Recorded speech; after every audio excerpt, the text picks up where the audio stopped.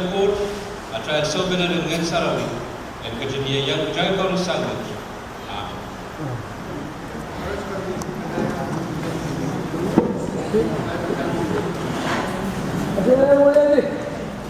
Ada yang